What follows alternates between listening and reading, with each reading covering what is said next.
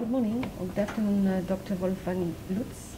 You are the leader of the World Population Program of the International Institute for Applied Systems Analysis and the director of Vienna Institute of Demography. So we are very pleased that you are in Brussels today and that we didn't want to miss the opportunity to just interact with you. You have published an extensive number of scientific books and journals on the issue of population and sustainable development. Recently, your research is more focused on the new challenges for human capital, formation and sustainable development, so in other words, education. And this has been raised and is raised as one of the key issues.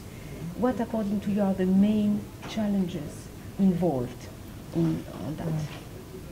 Well, the discussion of demographic topics is very confusing these days because on the one hand we have a concern in many European countries that the birth rates are too low, populations are aging rapidly, some populations in Eastern Europe are even shrinking, and there's a sense there need to be more children. At the same time we have in Africa and parts of Western Asia very high birth rates. Populations are still doubling in 20 years or so, and many people think with good reason that the birth rates are too high and the population needs to sort of slow down its population growth.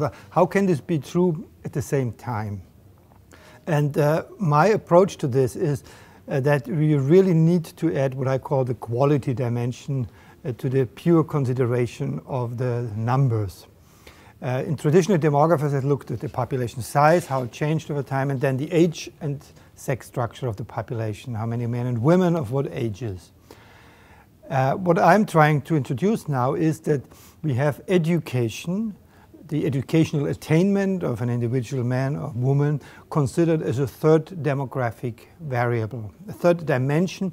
So in a way that we have the age pyramid, not only by age and sex, but we have color, in addition to show whether this person has been to school as primary, secondary, or tertiary education. Because the underlying principle is that not every person has the same impact on economic growth or other societal impact that we want to see.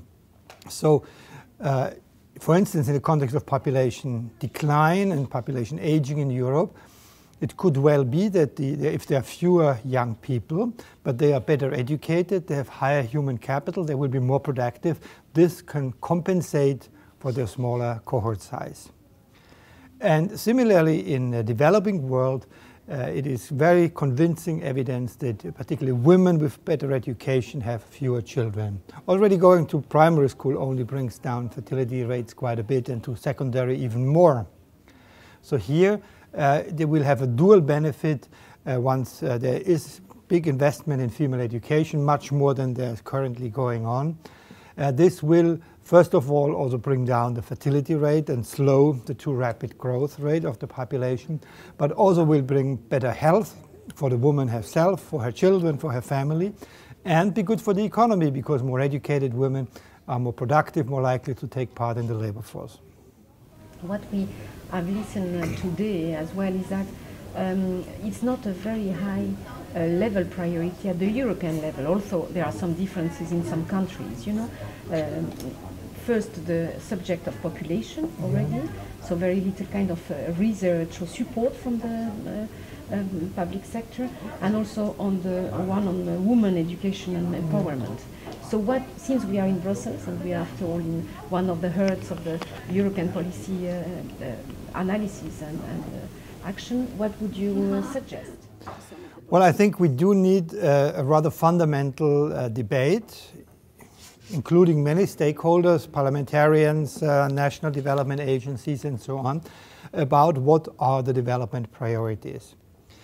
We've seen that 50 years of development efforts in Africa have largely failed.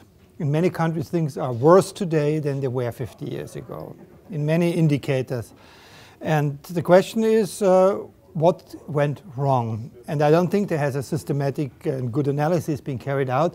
Priorities in international development so far have been rather idiosyncratic. Some countries had a tradition in this direction, others there. There are institutions in place, and these institutions want to be maintained.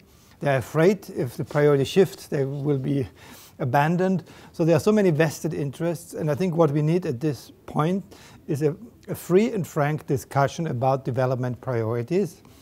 And I'm convinced that human capital formation, the combination of investing in education and basic health, reproductive health services, will clearly be one of the prime candidates to be what I would call the root cause of development. If you invest in this, other forms of development will follow by itself. In a way, it's the idea to empower people to then help themselves.